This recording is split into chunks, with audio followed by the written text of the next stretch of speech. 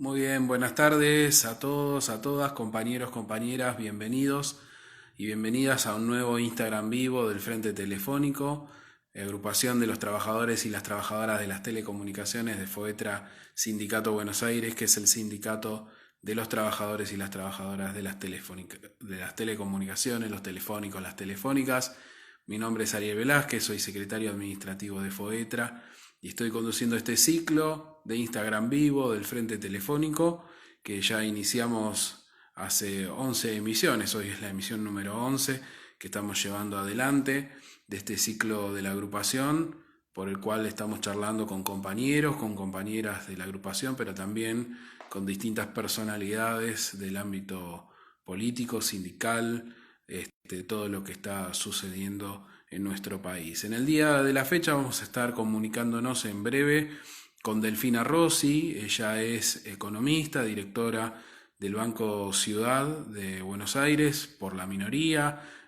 Ahí vamos a conversar con ella cómo es que se constituye el directorio del Banco de la Ciudad de Buenos Aires, y principalmente pensamos en esta oportunidad en charlar con Delfina a propósito de su métier, que es la economía, la política y la mirada que está teniendo respecto de el momento político y económico que estamos atravesando en el medio de la pandemia del coronavirus por un lado, y por otro lado, todo esto que se está discutiendo, que es ni más ni menos que la reestructuración de la deuda externa argentina, ¿no? Una deuda que viene preocupando, que viene tomando distintos matices, y todos estamos con la expectativa de qué es lo que sucede con la renegociación de la deuda externa en nuestro país. Así que de eso vamos a estar charlando con Delfina mientras esperamos que se conecte, que ahí veo que se conectó. Recordamos nuestras redes sociales: Facebook, Instagram, Telegram, y el canal YouTube es Frente Telefónico, en la web www.frentetelefónico.com.ar, y nos siguen en Twitter con @Frente Telefónico. Y sin más preámbulos vamos a contactar a Delfina Rossi, así podemos arrancar el diálogo con ella. Silvia Barcala, Leandro Zarco, Belén Babio, distintas compañeras, Juan, y ahí estamos.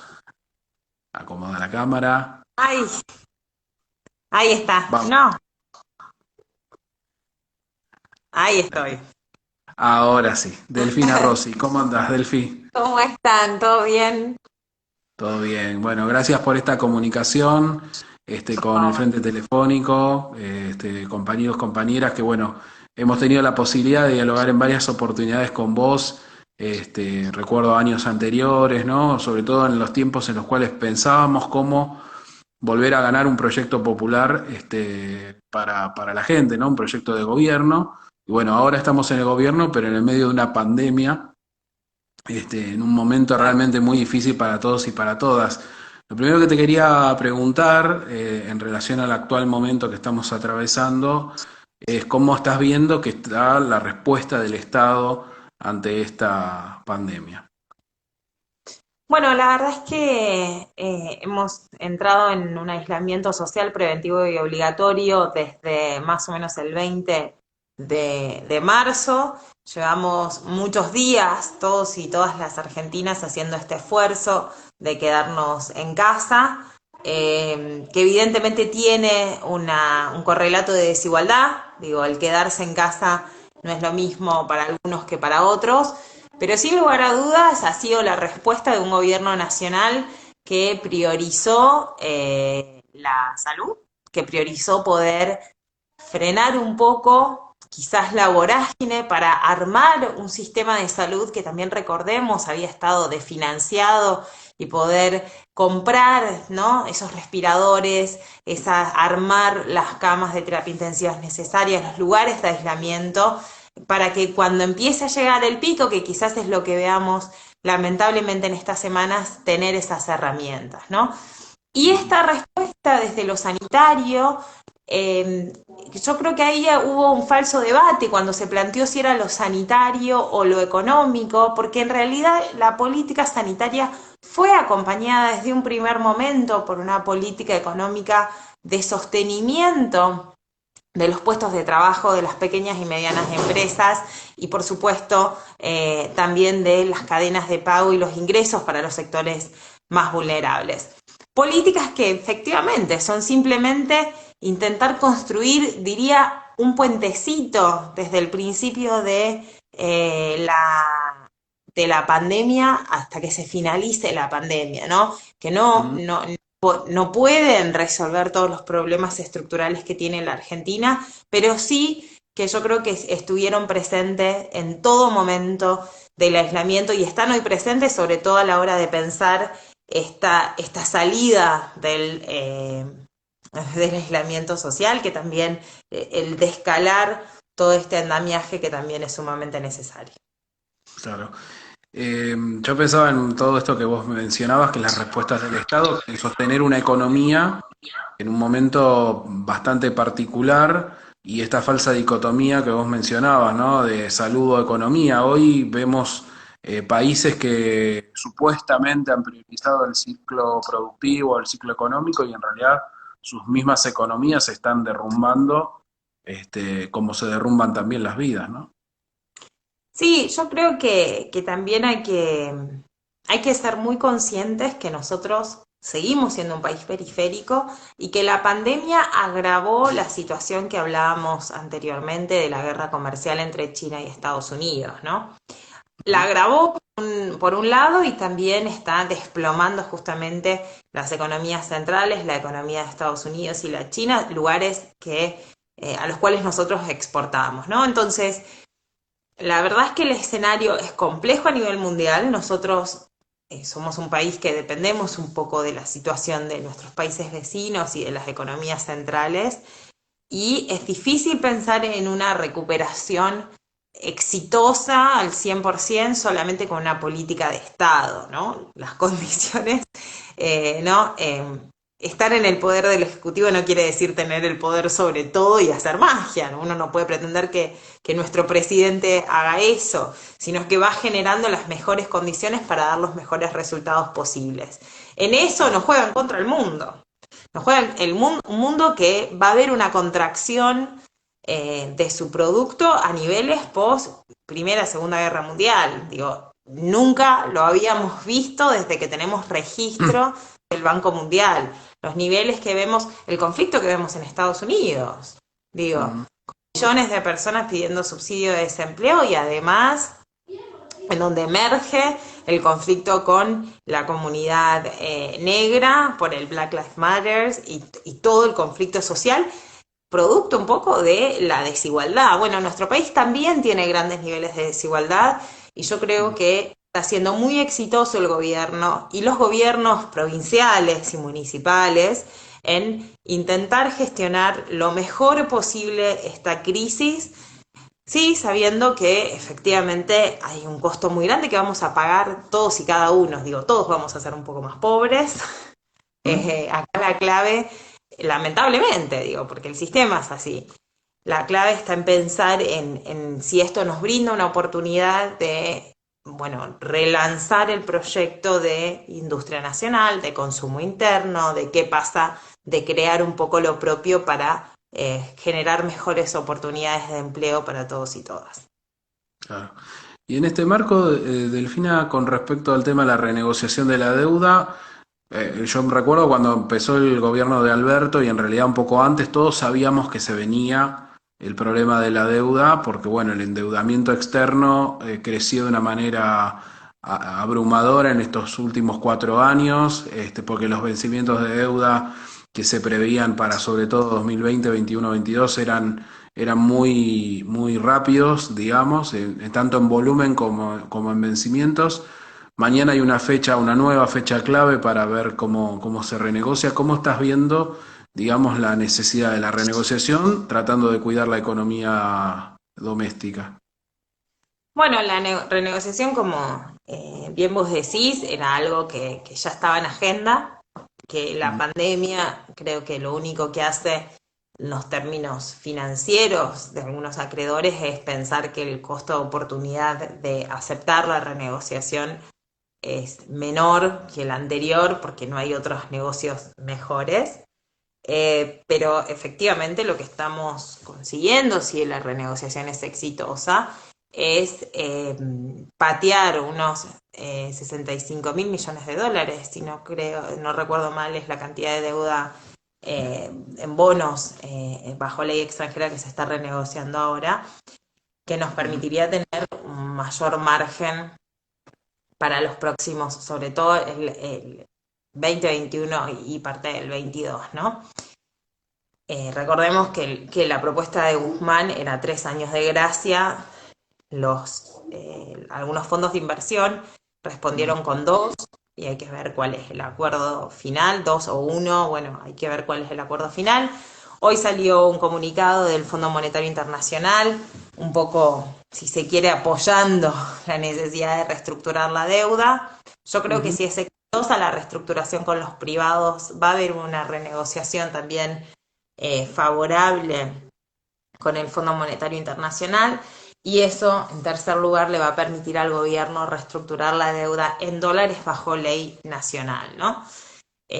Con eso yo creo que el gobierno va a ganar mucho aire, mucha capacidad de poder redireccionar políticas públicas. Recordemos que el reperfilamiento que había lanzado en su momento la CUNSA siguió vigente, ¿no? Se siguieron haciendo canjes de bonos en donde se busca una mayor, que venzan en mayor tiempo y no todos ahora. Y eso me parece que le va a dar una mayor sustentabilidad a la deuda, como el proyecto de ley que aprobó el Congreso Nacional así lo requiere, ¿no? Claro. Estamos hablando con Delfina Rossi, economista, directora del Banco Ciudad. Yo planteaba, me preguntaban algunos compañeros, ¿cómo Delfina Rossi, que es del Frente de Todos, es directora del Banco Ciudad? Contanos un poco cómo es esto, porque decían, no puede ser, le digo, sí. Pero bueno, comentanos un poco Bueno, cómo es que se conforma el directorio. La silla que yo ocupo en el directorio corresponde a la oposición, al Frente de Todos, al bloque del Frente de Todos en la legislatura, que es la primera minoría. Es un acuerdo histórico en la legislatura porteña, por el cual la oposición tiene representantes en el directorio del Banco Ciudad. Es un directorio chico que tiene 6 miembros exclusivamente, 6 más el presidente, si recuerdo bien. Estoy pensando si son 6 o 7.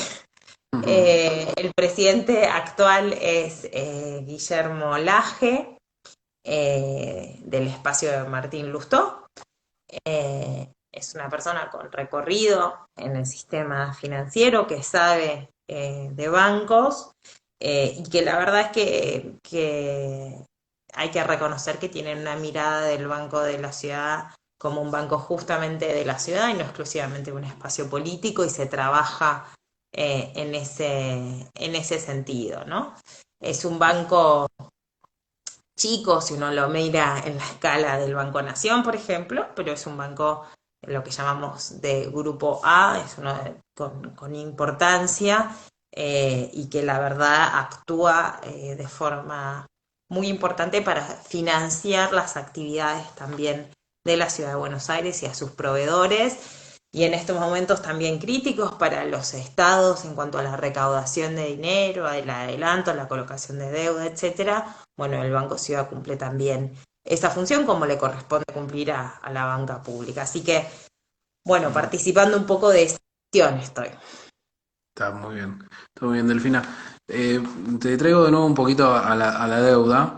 Yo había visto un video que, bueno, divulgaste en su momento, muy interesante, para poder dimensionar de qué estábamos hablando, ¿no? Vos nos explicabas ahí en ese video que lo que está en renegociación son 21 bonos, de los cuales 17 fueron emitidos en la etapa macrista. Sí. Y uno se pregunta, digamos, toda esta plata, no solo a dónde está, porque últimamente se ha conocido a dónde está y quiénes son los que la fugaron. Incluso nuestra agrupación sabe que trabajamos en 2 empresas que son de las fugadoras seriales, ¿no? Telecom y Telefónica. Pero bueno, es plata que nos prohíbe, digamos, de un montón de cuestiones que podríamos tener resueltas. entre otras cuestiones que tienen que ver justamente con esta cuarentena, ¿no? Cuando se plantea, bueno, ¿por qué la cuarentena es tan extensa? Y de golpe, bueno, si hubiéramos tenido todo un sistema de salud fortalecido, no estaríamos en esta situación, ¿no? ¿Crees que Bueno, hay ese una es el relación caso de directa? Alemania tiene quizás ese ejemplo, ¿no? Una Ujú, cuarentena quizás que fue más relajada en algunos sentidos, pero porque también tienen un sistema de salud muchísimo más preparado para atender a la población. Y un elemento también central que nosotros ahora vamos a ver cómo nos pega la pandemia, que es efectivamente la pobreza estructural, si cómo se combina con el COVID, ¿no? Digo, porque los países centrales no tienen la pobreza estructural que tenemos nosotros, entonces el avance de los contagios en los barrios populares, bien lo decía el presidente, es una situación novedosa y donde no podemos aprender, por ejemplo, de Europa, ¿no? claro. Entonces ahí un elemento clave. Pero con respecto a la deuda, yo creo que nos debería permitir la pandemia también llegar a acuerdos indisolubles de todos los espacios políticos del país, que son, por ejemplo, que la Argentina necesita una política de control de cambios, es decir, los dólares son escasos en nuestro país y tienen que estar regulados. No podemos caer nuevamente en esta idea de hay que endeudarse para que quien quiera dólares los tenga, ¿no? Ujú. Digo, esa tiene que ser una política de Estado clara y después me parece que, bueno, hay que, en ese control de quién, para qué usamos los dólares, quién tiene los dólares, etcétera, es donde tenemos que buscar las mejores herramientas de solidaridad, ¿no? Otra Ujú. herramienta clave que me parece que nos puede dejar aprendizajes, ¿no? Por decirlo de alguna manera, que nos deja la pandemia es que, por ejemplo, las empresas que acceden al crédito a tasa 24 subsidiado por el gobierno nacional, con el FOGAR, etcétera, no pueden, más allá de no acceder a determinadas transacciones cambiarias, no pueden repartir dividendos, ¿no? Entonces, por ejemplo, Telefónica, hacías el ejemplo, supongamos, no lo sé, si accede a un repro o a que con el ATP se le pague parte de los sueldos o no son sectores afectados, justo Telefónica y Telecom, No, supongo que claramente. están vendiendo Ujú. muy bien, pero supongamos que en algún momento por otra crisis lo necesiten, bueno, para mí me parece que es una política que tiene que permanecer, que es que no Ujú. puedes repartir dividendos después. Entonces, eso genera un incentivo a la reinversión. Nosotros necesitamos que las empresas que vienen a la Argentina reinviertan, las nacionales y las de capitales extranjeros. No necesariamente que haya una lluvia de inversiones, pero sí que nuestras empresas y nuestros grupos más fuertes reinviertan, aporten a la cadena de valor que generan, trabajen con sus proveedores, incorporen a más y pequeñas y medianas empresas. Digo, son grandes drivers las grandes empresas argentinas. Digo, un Vicentín, no es solo Vicentín, te atrae un montón de cosas, Techin, tiene toda una cadena hacia adelante y hacia atrás, son empresas importantes que las necesitamos. Ahora, para que hagan las cosas bien, las reglas del juego me parece que tienen que estar bien claras, que tienen que estar bien puestas y que tienen que permanecer en el tiempo. Claro. Sí, ¿y el sistema financiero cómo lo ves reaccionando ante esta coyuntura? O sea, hoy el sistema financiero, pues este es un temor histórico que tienen los argentinos y sobre todo del 2001 para acá, ¿no? Lamentablemente. Es cómo el sistema financiero reacciona. Pues nosotros veíamos por ahí que los bancos, sobre todo durante estos últimos 4 años, ganaron como nunca. Quizás con el tema de las tasas de interés, con el tema del financiamiento, con el tema de la ayuda tanto a las pymes como a la pequeña y mediana empresa como a los particulares que lo requieren. ¿Cómo ves que está actuando? Y si debiera también haber una política de Estado un poco más firme con este tema. Mira, yo creo que el Banco Central hoy tiene las herramientas para reducir lo que se llama el margen financiero y que los bancos cumplan su función, asistan a la producción y al empleo, a las empresas y no generen grandes beneficios para ellos mismos, ¿no? Creo que, Ujú. que hubo un cambio en esa línea porque no solamente se le obligó a los bancos se les inyectó liquidez, digo, el Banco Central lo que les dijo es, quédense con más dinero, no vengan al LELIC. La LELIC lo que hace es como llamamos chupar liquidez. Se les Ujú, inyectó liquidez, pero a su vez le dijeron, bueno, poné la plata barata en las pequeñas y medianas, con una tasa al 24 para la situación de COVID y para pago de nóminas, para capital trabajo y pago de nóminas.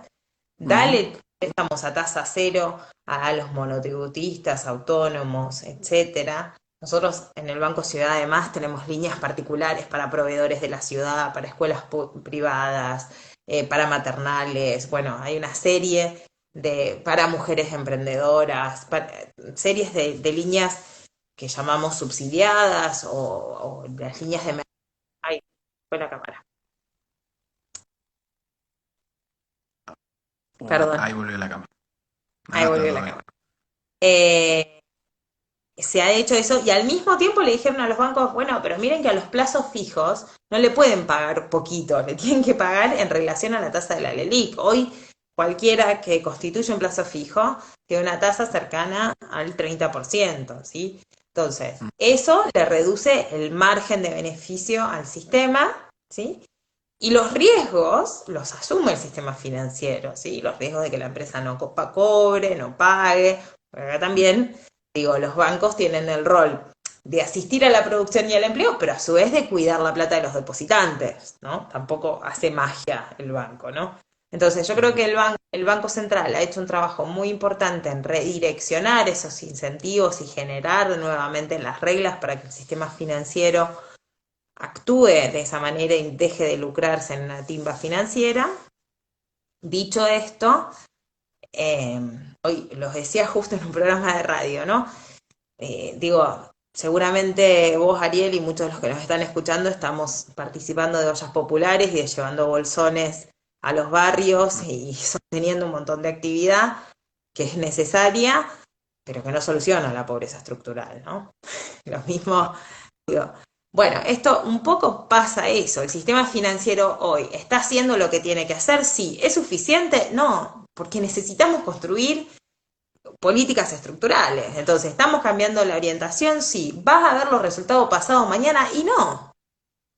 Y no, porque la verdad es que tenemos casi un 80% de las pymes que nunca accedieron al sistema financiero. Ahora hay una política concreta para incorporar los créditos baratos a 200.000 pymes que nunca accedieron al sistema.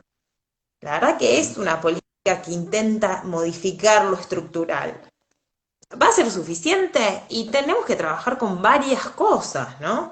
Digo, la mejor manera de que las pymes también ingresen al sistema financiero y haya una inclusión y puedan crecer, etcétera, es también teniendo un plan de desarrollo industrial. Y la verdad es que en términos de pandemia, lo que estamos haciendo es construir ese puente de punto a otro para que no se nos destruya aún más el sistema y la economía. Entonces, es una situación compleja. Yo creo que los bancos están haciendo su parte, que efectivamente quizás deberían hacer mucho más. Insisto, y me parece que hay que hacer una diferencia entre la banca pública y la banca privada, y ahí hay que generar bien también los incentivos, pero se necesita que de la mano de darle crédito barato a las empresas, también haya un programa de qué hacen esas empresas, a quién venden, a qué precio se vende, qué pasa con los precios regulados, cómo, etcétera, ¿no? Claro. Me hacen varias preguntas ahí. Sí, sí, muy interesantes. Ahora el compañero planteaba cuál es la política actual de formación de activos en el exterior. No sé si Y por ahí. ahora tenemos la política de control de cambios, así que en realidad uno puede solamente comprar los $200 al mes por home banking con el impuesto país, ¿no? El tipo de Ujú, cambio del impuesto país. sí, Y las empresas, insisto, que acceden a un tipo de créditos subsidiados, no pueden hacer operaciones en el contado con liqui, ni en el MULC, ni nada. Y luego, las grandes corporaciones, por ejemplo, que hablábamos recién de Telefónica, Telecom, etcétera, si quieren girar dividendos o tienen créditos interfirma, ¿no? ujú, En realidad ahí tienen que pedir autorización explícita al Banco Central para poder hacerlo. Entonces, eso le permite al Banco Central poder regular mejor la utilización de las divisas, ¿no? seguro. Yo me preguntaba también vos planteabas algo que era la restricción, bueno, el problema histórico que tenemos en nuestro país, que es la restricción externa, ¿no? En un mundo que se contrae como el que se está contrayendo, hoy pensar en, por ejemplo, desde la liquidación de commodities que no se está haciendo, hasta la necesidad de, bueno, justamente que se reinvierta. Y en este marco, ¿qué rol le ves o qué necesidad le ves a que se sancione en el corto plazo el famoso impuesto a las grandes fortunas?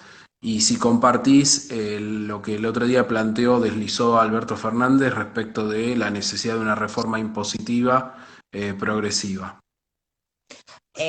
Sí, creo que ambas cosas son necesarias, eh, que es importante lo de la reforma fiscal progresiva. Nosotros tenemos un sistema progresivo de impuestos, no es, digamos, pagan más quienes más ingresos tienen, digo, tanto ganancias como bienes personales, digo, como ingresos brutos son impuestos progresivos, ¿sí?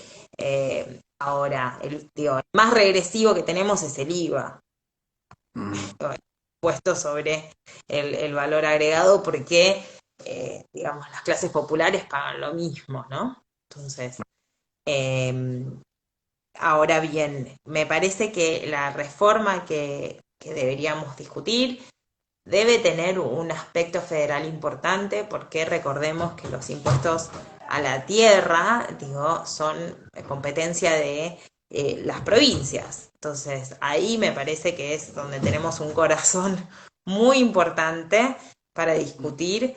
Hay otros temas clave, como por ejemplo de quiénes son la gestión de los puertos. Vos hablabas de la liquidación de los commodities, bueno, gestión de puertos siguen estando en muchos casos, yo soy rosarina, en manos privadas, ¿no? Nos asustábamos de Vicentín cuando quebró, tiene su puerto propio.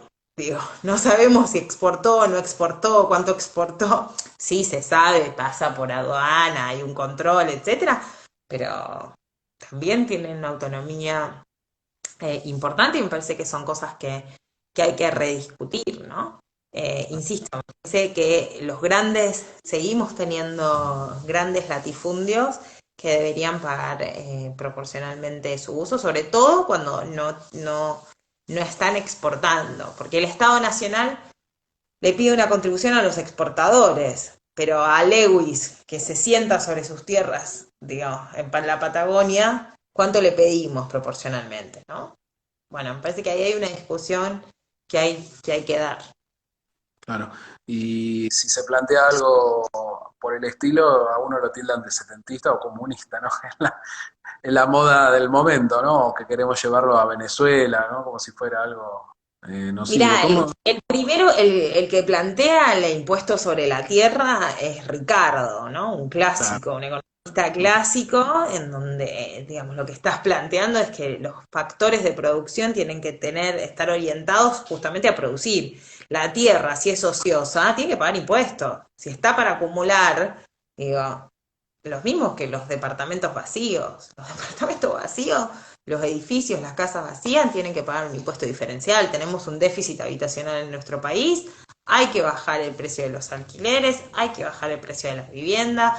No puede ser que nuestras grandes ciudades sean el espejo del extractivismo del resto del país.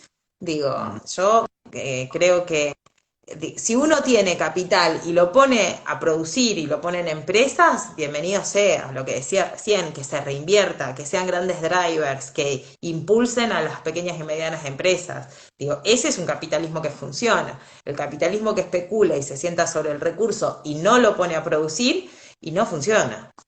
claro. Claro, es más un capitalismo de amigos, como se hizo muchas veces, de amigos, ¿no? Vos mencionabas lo de Lewis y Sí. claramente es, digamos, esa acumulación de propiedades simplemente por acumular y no por compartir, ¿no? Que es esta cuestión de lo que se Pero además discute que ahora lo con la ponga a libertad, producir, ¿no?